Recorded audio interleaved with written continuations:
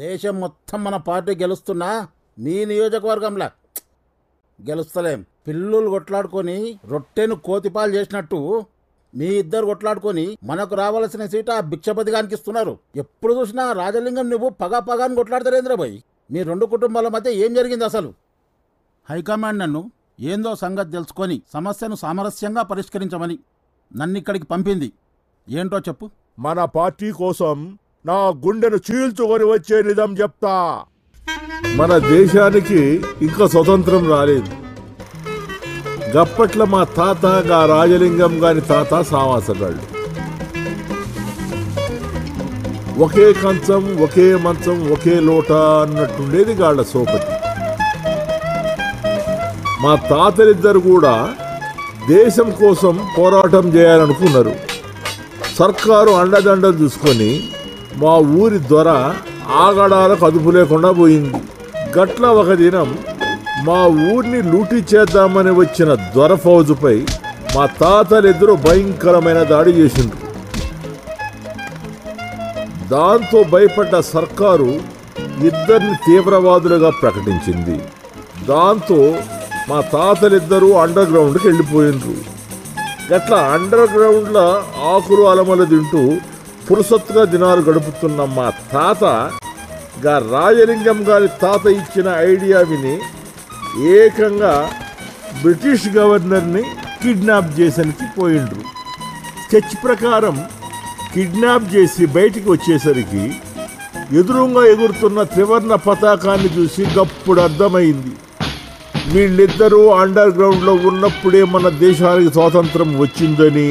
వీళ్ళు కిడ్నాప్ చేసింది బ్రిటిషోన్ని కాదు, ఈ ఊరి ఎస్పీని అని.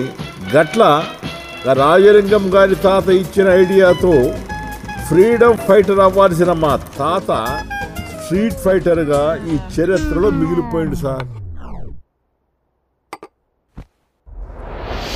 చూడు రాజలింగం, ఏదో తాతల కాలంలో గడిచిపోయింది.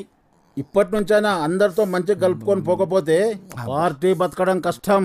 తాతల నాటి కాలమే కాదు సార్, మా నాయన కాలంలో కూడా అలా మా నాయని ఎంత అవమానపరిచాడో ఎట్లా మర్చిపోమంటారు? మళ్ళీ మీ అయ్యాల కథేంద్ర పోయి ఏందో చెప్పు. చెప్తే సిగ్గుపోతుంది, చెప్పకుంటే మానం పోతుంది.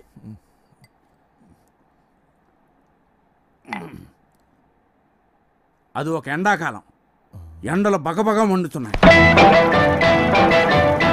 నాయన ఆడినాయన అప్పుల్లో ఒకే తెద్దడానికి వెళ్ళాడు. మా నాయన కక్కుతు పడి 2 ముక్కలు ఎక్కువ తిన్నాడు.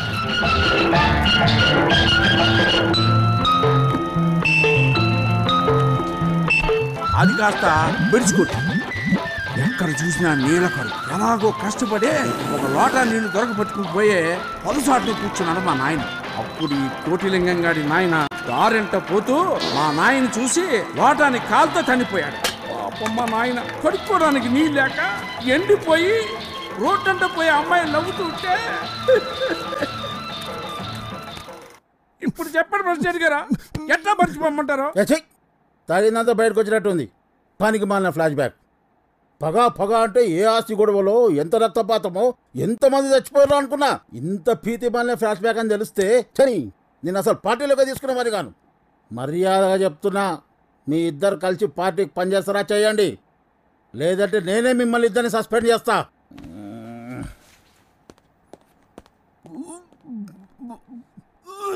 ఏంట్రా కొడక, ఆయన అట్లా సీరియస్ అయిపోయిండు? నా ఫ్లాష్ బ్యాక్లో ఫీల్ గిట్లా లేదా?